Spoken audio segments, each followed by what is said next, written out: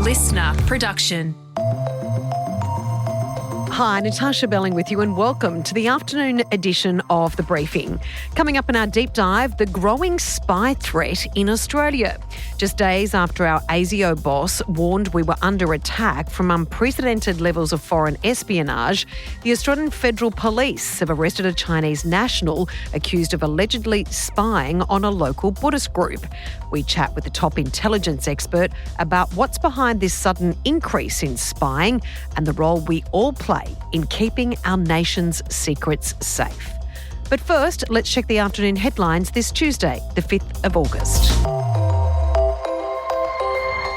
Japanese shipbuilder Mitsubishi Heavy Industries has secured a $10 billion contract to build the Australian Navy's new fleet of warships, beating out a German rival. The National Security Committee of Cabinet made the decision last night, selecting the Japanese-designed Megami-class frigate. The first 3 ships will be built in Japan and delivered to Australia by 2029. The remainder will be constructed at the Henderson shipyards in WA. Defence Minister Richard Marles has called it a significant moment in the Australian-Japan relationship. This decision represents the biggest capability acquisition decision that the government has made since announcing the optimal pathway to acquiring our future submarine capability back in March of 2023. There are reports from Israeli media that Prime Minister Benjamin Netanyahu is set to announce plans to fully occupy the Gaza Strip. The move will see the Israeli military expand its operations, including areas where Hamas's captives are being held. The Palestinian Ministry of Foreign Affairs has condemned the reported plans, calling on the international community to, quote, intervene urgently. The Israeli Prime Minister is also facing growing pressure to allow more humanitarian aid into Gaza amid a growing number of Palestinian deaths. And the US President Donald Trump has weighed into the Sydney Sweeney ad controversy. The actor is under fire for a Good Genes advertisement that sparked debate over race and beauty standards. President Trump had this response when told by reporters that Miss Sweeney is a registered Republican voter. She's a registered Republican? Oh, now I love her ad. Is that right? Is Sydney Sweeney? You'd be surprised at how many people are Republicans. That's what I wouldn't have known, but I'm glad you told me that. If Sydney Sweeney is a registered Republican, I think her ad is fantastic. Now it's time to get into our deep dive on the growing espionage threat here in Australia with intelligence expert Chris Taylor. Last week, the ASIO boss, Mike Burgess, had this warning. You would be genuinely shocked by the number and names of countries trying to steal our secrets. ASIO is seeing more Australians targeted more aggressively than ever before. So what's behind this new threat? What are these spies looking for, and why we all need to think twice about what information we're sharing, especially online? Chris, thanks so much for joining us. Let's start with these new developments. The Australian Federal Police have addressed the media saying that a woman, a Chinese national, has been arrested under the Counter Foreign Interference Task Force and charged with reckless foreign interference. Now, the authorities allege that she was being tasked by China to spy on a Canberra Buddhist group. What information could they get from this local group? That does seem really odd, doesn't it? Because kind of our image of espionage and the activities of foreign intelligence agencies is they're sort of targeting, you'd imagine, pieces of paper with secret or top secret written on the top in safes, or indeed kind of government officials and so forth. I think this is a really interesting example of actually there's a whole range of things that foreign intelligence services are up to and after. And one of those things, and it's something that has been previously talked about by past Home Affairs ministers and by the DG of ASIO itself, is the targeting of diaspora communities. So it does seem strange to us. It seems alien that, like, why would you be putting your spies to work spying on essentially a community group? That's because for some authoritarian regimes, regime security and threats to regime security are an absolute priority for them in a way that I think we often find difficult to understand. And so we've seen media allegations in the past about not just the Chinese, but also Cambodians, Ethiopians, Rwandans, a whole range of interesting governments involved in this kind of activity where they're seeking to spy on and seeking to interfere with their diaspora groups in Australia. In regards to the specifics of this, Chris, we understand the AFP is alleging this woman, who is also an Australian permanent resident, that she was tasked by China's Public Security Bureau to covertly gather information about the Canberra branch of this Buddhist association. Can you explain to us what kind of information could they gather from that surveillance and why is it important? Well, I think that's really telling. You mentioning there that it was the Public Security Bureau that the AFP's talked about, because public security bureaus in China are fundamentally undertaken at a kind of provincial level. They're responsible for a lot of law enforcement intelligence, but also what we would see as kind of political crimes. And they're then responsible to the Ministry of Public Security. So it is that very kind of almost domestically focused, and that's from a Chinese perspective, domestically focused activity. And what they'd be interested in is they're interested in the activities of the community group and its members, I suspect. They're interested in what they're doing that may impact on the interests of the Chinese government or parts of the Chinese government, whether that's protest activity, whether that's other activities that the group or its individuals might be up to. Chris, this arrest and these charges come just days after we had this pretty serious warning from our ASIO boss, basically saying to everyone, look, Australia is the target for increased espionage activities from a number of countries, including China. I think Iran was targeted as well, basically putting us on notice. Yeah, very much so. I think he talked about China, talked about Iran, talked about Russia, but also made the point that there's a whole variety of foreign governments and their intelligence services who are interested in Australia. And I think that's first and foremost a reflection of Australia's place in the world. We're seeing an intensification of international competition.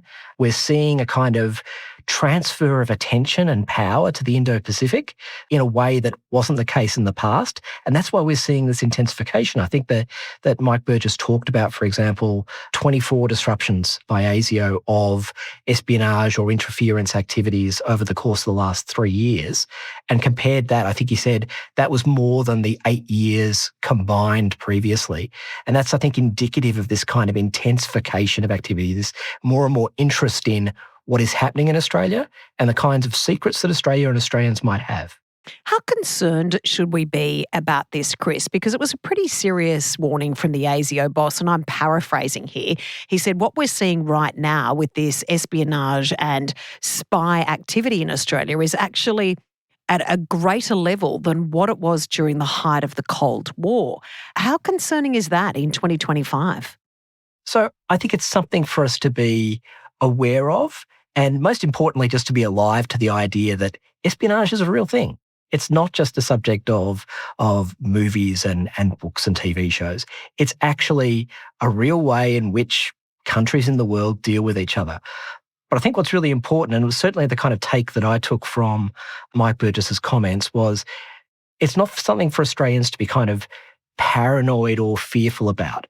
He was very much suggesting that that was like a kind of unhelpful response to these kinds of realities. Instead, it was about basically being aware, demonstrating common sense, being prudent. And I suppose the first step in that is actually kind of that realization, being alive to that possibility of espionage, but then just being careful, being considerate of things like what's valuable and what's vulnerable in your business, what's valuable and vulnerable in your life, what's valuable and vulnerable in your workplace, thinking about, the same kinds of things you might be, that, for example, say a business might be aware of in relation to crime, in relation to fraud, in relation to workplace accidents. That seems really strange to group those things together, but in a way, that same kind of awareness, that same kind of just putting in place prudent responses and prudent preventions, I think that's the best way of responding to it. It's just to be alive to it. It's like a reality. It's a bit of a sharp reality for Australians because, as you said,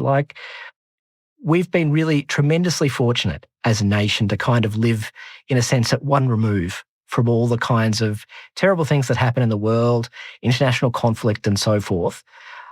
I think this is just indicative of the fact that we're a bit closer to that than we might have been in the past, and that the kinds of things that we might otherwise have thought of as inconceivable in an Australian context are actually conceivable. It's just being sensible and prudent in response. We'll get to that information because the ASIO boss also warned all of us about being careful about what information we're sharing, especially on social media platforms or networking platforms like LinkedIn. We'll get into that in just a moment. But Chris, question you just mentioned there about we need to be aware of certain things happening in the workplace. Why would that be of any interest to a possible spy? Well, so this is this point that kind of spies are interested in sensitive information. They're interested in information that's not otherwise obtainable. And kind of as I mentioned at the start, it doesn't have to be something that's a piece of classified information. It can actually be the things that will get a foreign government advantage. And that's in fact the way the kind of ASIO defines espionage. It's about the kinds of activities of foreign governments through their intelligence agencies and security agencies that are all about achieving advantage over Australia. And that kind of advantage can be all kinds of things. It can be about things that seem much more traditional and orthodox. So what's the military capabilities of Australia? What can the ADF do and not do? It can be about the kind of the diplomatic and political plans of Australia. It can be the kinds of things that are discussed in the National Security Committee of Cabinet. But it can also be trade secrets. You might have a particular new product or some new technique that your business is involved in developing and hopefully selling to people. If that gives people an advantage by being able to steal that IP, be able to steal those secrets, then that's an advantage to them that they're going to try and push. So there's a whole range of things where people might be interested in information that leads to further espionage or leads to other interference. So knowing something compromising about a person can actually be a way of getting to that other form of advantage. You mentioned earlier, Chris, this is a bit of a wake-up call, and that's what we heard from the ASIO boss last week in the concept of, look, a warning to everyone, especially people that work in security clearance areas or are government officials. Be careful of what you're sharing online, especially on platforms like LinkedIn. And that's a wake-up call for everyone, right? Yeah, I think that's right. And he makes a very pertinent point. It was one reinforced by the Home Affairs Minister about the kind of information that people put onto social media, particularly LinkedIn. And I can understand that there are reasons why people do that. In a Canberra circumstance, being able to advertise that you, for example, have a security clearance is a significant personal advantage in going for contracts and jobs and so forth. It's about thinking seriously about how best to protect that kind of sensitive information, because things like LinkedIn are fundamentally, they're networking exercises. They're actually the kinds of things that 40 years ago, intelligence agencies might have spent their time thinking about how to do in a different fashion, in a more hydraulic fashion. So that's not a reason for people not to use them. I'd be a hypocrite if I said don't use those kinds of social media. It's about being prudent. Going to your point, it's about what kind of information you're putting out into the world and not necessarily being oblivious to the potential malign use of that kind of information. And otherwise, it's just about being sensible and commonsensical in one's life. So the idea, for example, there's a common refrain in sort of security circles when you're thinking about kind of what might be something to be concerned about. One is to think about your gut. If you're engaged in a conversation with someone and it just seems really odd, that's probably a good first step. But there's also this sort of acronym of like SOUP. So the idea is if something is suspicious, if it's ongoing, if it's unusual, if it's persistent, then it might just be something you should just think carefully about. And again, I think that's something prudent, not only if the person engaged in those conversations is a foreign spy, it's also pertinent if there's somebody else who's engaged in some other kind of malign activity that isn't nearly as international a dimension as being a foreign spy. Or possibly a hacker. It's a very, very different world we live in. Or somebody who wants to steal your personal information, all those kinds of things. Or Yeah, they don't have to be a foreign government engaged in trying to steal your trade secrets. So again, I think it's very much not a reason to become paranoid or fearful or anything like that. It's just being really prudent. But that does start with a kind of recognition at the outset that this is a real thing. It's an actual thing. It exists in the world. We've kind of been removed from it, but actually we're kind of in that space now. 2025 is a very, very different world. We really appreciate Yes, your indeed. analysis. Thanks so much, Chris. Thank you. That was Chris Taylor, intelligence expert with the Australian Strategic Policy Institute. And that's it for this episode of the afternoon edition of The Briefing. We'd love you to subscribe or follow us on Instagram at The Briefing Podcast. And we'll be back in your feed tomorrow morning. I'm Natarsha Belling. Thanks for your company.